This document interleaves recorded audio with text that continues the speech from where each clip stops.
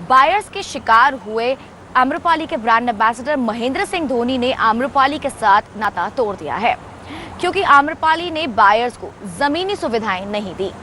ये बात सेक्टर 45 के सफाया प्रोजेक्ट है। अब उसके बाद भी बाकी प्रोजेक्ट्स में आम्रपाली के खिलाफ बायर्स मोर्चा खोल रहे हैं।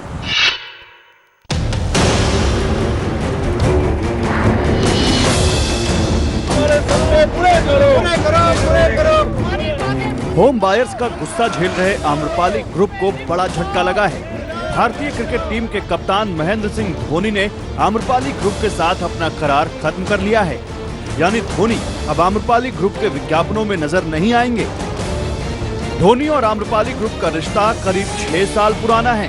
2010 में धोनी और आम्रपाली ग्रुप का करार हुआ था। पिछले दिनों नोएडा स्थित आम्रपाली के सफायर प्रोजेक्ट के ग्राहकों ने ट्विटर पर धोनी को टैग करके कई ट्वीट किए। बायर्स ने धोनी से मांग की कि उन्हें आम्रपाली का साथ छोड़ देना चाहिए।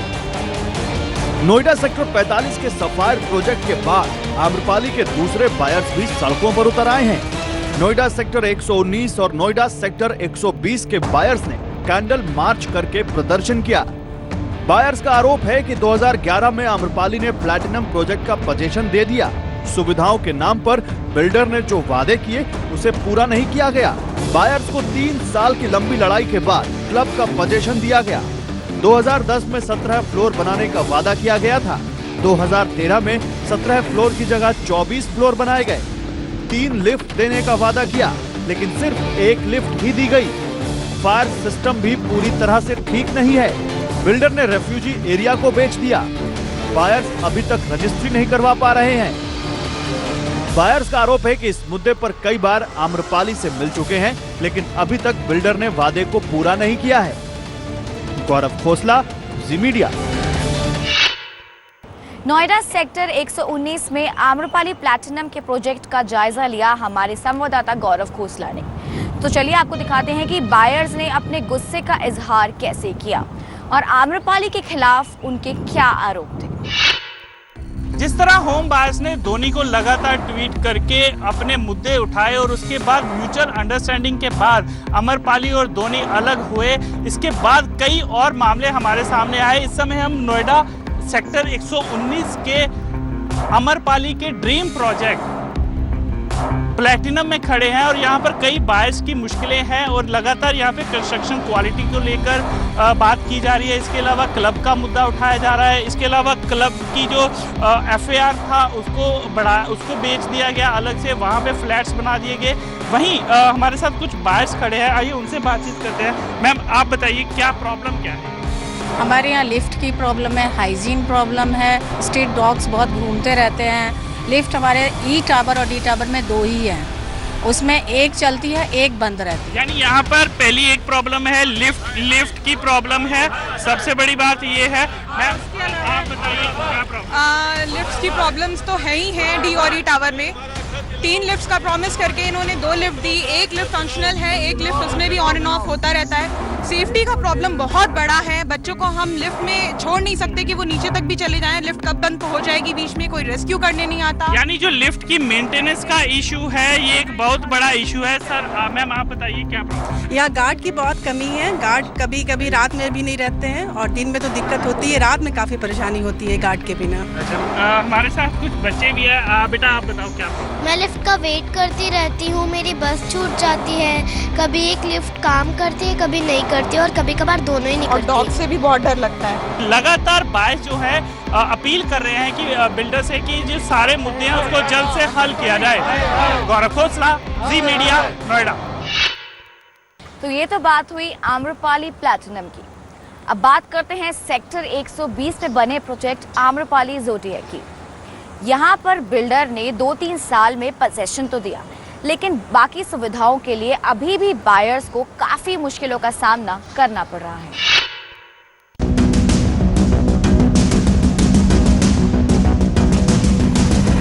नोएडा सेक्टर 120 में आम्रपाली ज़ोडिएक के इस प्रोजेक्ट से भी बायर्स काफी परेशान हैं।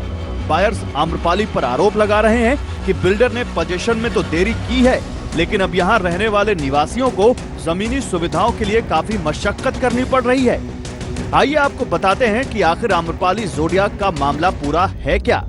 2010 में नोएडा सेक्टर 120 में आम्रपाली जोडियाक प्रोजेक्ट की शुरुआत हुई। 2012 में पोजीशन देने का वादा किया गया। बिल्डर ने 3 साल की देरी के बाद बायर्स को पोजीशन दिया। बायर्स का आरोप है कि पोजीशन देने के बाद बिल्डर ने जमीनी सुविधाएं पूरी नहीं की। पार्किंग का अलॉटमेंट अभी तक नहीं हुआ है। वाटर ट्रीटमेंट प्लांट अभी तक शुरू नहीं किया है, जिसकी वजह से खारा पानी मिल रहा है। ए और बी टावर का स्ट्रक्चर खड़ा है और अभी तक पोजीशन नहीं दिया है। सी टावर में अभी एक ही लिफ्ट दी गई है। क्लब के 2 फ्लोर बनाने थे, लेकिन अभी तक एक ही फ्लोर बनाया गया है। बायर अभी तक रजिस्ट्री नहीं करवा पा रहे हैं। लाइट जाती है, पता नहीं पड़ता कितनी देर के लिए जाएगी। और लिफ्ट की प्रॉब्लम है बहुत बड़ी, जिसमें जैसे हम लोग लिफ्ट में जाते हैं तो कचरे वाले भी हमारे साथ हैं, लेबर भी हमारे साथ है, सब हम लोग साथ ही में लिफ्ट में हैं, क्योंकि हमारे सी ब्लॉक में एक ही लिफ्ट लगी हुई है। 2 साल पहले पोजीशन मिला, लेकिन अभी तक ना कॉरिडोर की पेंटिंग हो पाई, इलेक्ट्रिकल का बराबर प्रॉब्लम रहता है, 3rd लिफ्ट अभी तक ठीक नहीं हो पाए और रजिस्ट्री भी अभी तक नहीं हो पाए। बहुत ज़्यादा प्रॉब्लम है।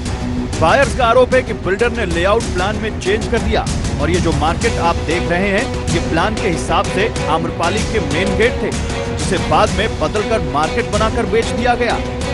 ये सामने आपके दुकानें बना रखी हैं जो कि टोटली इलीगल है और इस वजह से हम लोगों को यहाँ कोई मार्केट नहीं है। कंस्ट्रक्शन क्वालिटी इतनी पुअर है कि जब ऐसे लगता है कि जैसे वॉल पे कोई भी काम करना होता है, ऐसा लगता है कि जैसे आपकी हार्ड अर्न्ड मनी के साथ चीटिंग हो गई, आपको ठग लिया गया है। इस मुद्दे पर भी आम्रपाली के बायर्स कई बार बिल्डर से मिल चुके हैं, लेकिन अभी तक इसका कुछ भी हल नहीं निकला है। गौरव खोसला, जी मीडिया। महेंद्र सिंह धोनी के साथ करार टूटने और बायर्स की समस्याओं का हल जानने के लिए हमारे संवाददाता रामेश नकवी ने आम्रपाली के सीएमडी डॉक्टर अनिल शर्मा से बातचीत की। तो चलिए आपको भी सुनाते हैं कि डॉक्टर अनिल शर्मा का इन सभी मुद्दों पर क्या कहना है।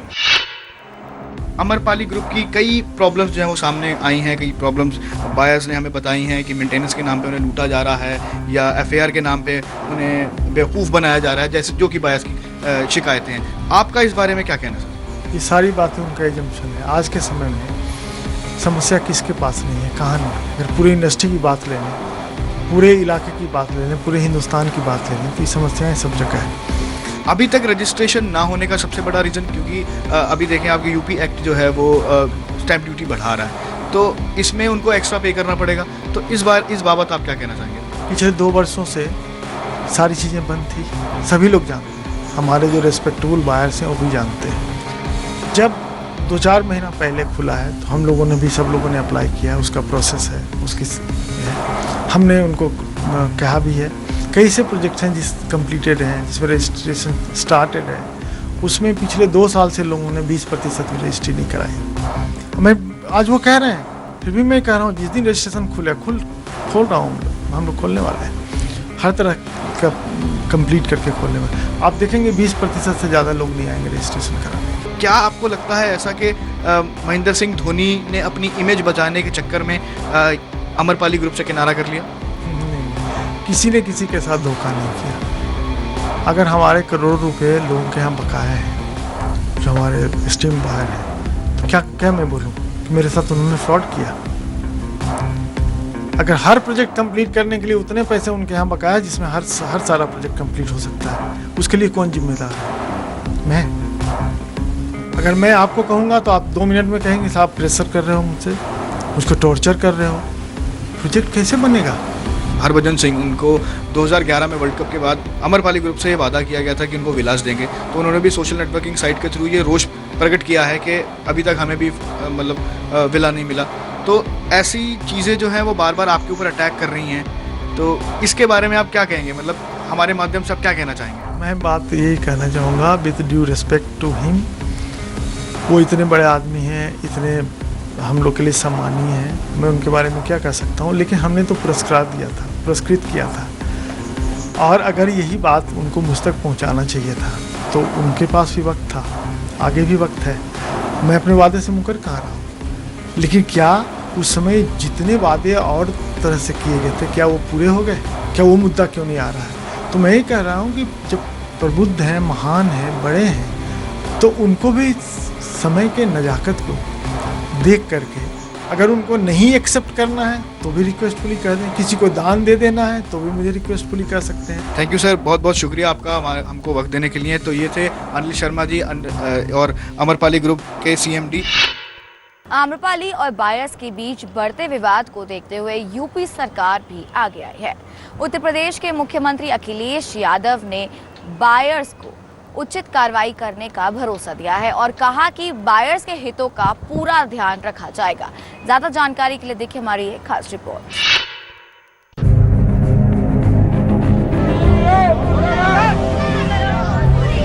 यहाँ पे लिफ्ट्स काम नहीं करती कभी कभार सोसाइटीज में, जगह जगह सीलन आई हुई है, जगह जगह सीपेज है। आम्रपाली के खिलाफ ग्राहकों का गुस्सा और सोशल मीडिया पर चली मुहिम अब आंख कान बंद किए बैठी सरकार तक भी जा पहुंची है। यूपी के CM अखिलेश यादव ने भरोसा दिया है कि उनकी सरकार ग्राहकों के हितों की अनदेखी नहीं होने देगी। इतना बड़ा चल रहा है, आम्रपाली ग्रुप ने पैसे हड़प लिए हैं बिल्डर्स ने और सरकार की तरफ से कुछ होगा या अरे चलो जो होगा हम दिखवा लेंगे। जो अगर इश्यू होगा कोई इस तरह का जहाँ जनता की कहीं दिक्कत आ रही है उसमें हम दिखवा लेंगे। वहीं ग्राहकों के गुस्से के बाद आम्रपाली ग्रुप से नाता तोड़ने वाले क्रिकेटर महेंद्र सिंह धोनी के साथ हरभजन सिंह भी आ गए। उन्होंने धोनी के फैसले की तारीफ करते हुए आम्रपाली पर बाउंसर फेंका। हरभजन ने अपने गुस्से का इजहार करते हुए ट्वीट में लिखा, आम्रपाली की ब्रांड एम्बेसडरशिप छोड़कर अच्छा किया धोनी। आम्रपाली ने हमें विला नहीं दिए, जबकि 2011 में वर्ल्ड कप जीतने पर घोषणा की थी। भज्जी के इस ट्वीट के बाद विवादों में आए आम्रपाली ग्रुप के मुखिया ने सफाई दी। मैं उस वादे पे अभी भी कायम हूँ। उनके नाम पे विला आज भी अलॉटेड है। वो जब चाहें किसी प्रतिनिधि को भेज दें। वो लोग सेलिब्रिटी होते हैं, उनसे संपर्क करना बहुत व्यस्त होते हैं। वहीं आम्रपाली से धोनी के नाता तोड़ने के बाद कंपनी से त्रस्त कुछ और सोसाइटीज में घर लेने वाले ग्राहकों ने भी मोर्चा खोल दिया है। नोएडा और ग्रेटर नोएडा में आम्रपाली के घर बुक कराने वाले ग्राहक प्रदर्शन कर रहे हैं ताकि उन्हें भी घर मिले और इंसाफ भी। मैं करीब करीब अपनी तनख्वाह की आधे पैसे EMI में दे देता हूँ, 25% पैसे मकान के किराए में दे देता हूँ। मुझे तो ये नहीं समझ में आ रहा दिन प्रतिदिन कि मैं कुछ दिनों में क्या करूँ। आम्रपाली के खिलाफ बायर्स ने मुहिम कुछ महीने पहले शुरू की थी। जब लंबे इंतजार के बाद भी उन्हें घर नहीं मिले, तब उन्होंने आम्रपाली पर दबाव डालने के लिए सोशल मीडिया पर महेंद्र सिंह धोनी को टैग करके हजारों ट्वीट किए और उनसे कंपनी का ब्रांड एम्बेसडर पद छोड़ने के लिए कहा। और अब यूपी सरकार भी मामले में दखल देने का मन बना चुकी है। ये ग्राहकों के घर के सपने से खिलवाड़ करने वाले बिल्डर्स के लिए भी सबक है और ग्राहकों के लिए भी, जो सिर्फ सितारों को देखकर घर बुक करा लेते हैं। बिल्डर की मनमानी और बायर्स के बढ़ते गुस्से को देखते हुए नोएडा अथॉरिटी की नींद खुली है। बायर्स के साथ नोएडा अथॉरिटी ने बैठक की और बायर्स को ये भरोसा दिलाया है कि हर हफ्ते बिल्डर के प्रोजेक्ट्स की समीक्षा की जाएगी। बरसों से घर का सपना पूरा होने का इंतजार कर रहे बायर्स इस बात से खुश हैं कि देर ही सही, लेकिन यूपी सरकार ने बिल्डर्स के खिलाफ कदम उठाने की बात कही है। बायर्स अपनी मुश्किलों को लेकर नोएडा अथॉरिटी से मिले। बायर्स आरोप लगा रहे हैं कि बिल्डर्स सभी सुविधाओं के लिए चार्ज वसूल रहे हैं, लेकिन सुविधाएं नहीं दी जा रही हैं। 2 साल हो गए हैं, डिलेड प्रोजेक्ट ऑलरेडी, लेकिन 2 साल से हम रह भी रहे हैं। तब भी अगर जो हमें प्रॉमिस किया गया basic facilities are missing, fire fighting नहीं है, लिफ्ट जो प्रॉमिस की गई थी वो नहीं है, मेंटेनेंस पैथेटिक। तो तब जो ड्रीम प्रोजेक्ट सफायर का कह के हमें लग्जरियस लिविंग कह के हमें बेचा गया था वो तो है ही नहीं। नोएडा के बायर्स इसलिए भी परेशान हैं कि रजिस्ट्री चार्ज 2% बढ़ रहे हैं और कई सालों से बिल्डर ने रजिस्ट्री का काम पूरा नहीं किया है। बिल्डर्स की इस गलती से बायर्स को ज्यादा पैसा देना पड़ेगा। 2% हाइक होने वाला है प्रशासन की तरफ से, 5 से 7% करने वाले हैं। और हम लोगों ने ऑलरेडी जो है अपना स्टैम्प पेपर वगैरह 2 साल पहले, 1.5 साल पहले ही 4-4, 5-5 लाख रुपया जमा कर चुके हैं हम लोग। तो अगर अब ये 5 से 7% हो जाता है तो 1.5-2 लाख का हमारे को और झटका लगता है। बिल्डर के खिलाफ बायर्स कई बार सड़कों पर उतर चुके हैं, लेकिन अभी तक कोई कदम नहीं उठाया गया। लेकिन यूपी सरकार के हस्तक्षेप के बाद अब अथॉरिटी भी काफी सख्त हो गई है। अथॉरिटी ने बायर्स को आश्वासन दिया है कि बिल्डर के प्रोजेक्ट की हर हफ्ते समीक्षा की जाएगी ताकि बायर्स को किसी तरह की मुश्किलों का सामना न करना पड़े। गौरव खोसला, सी मीडिया।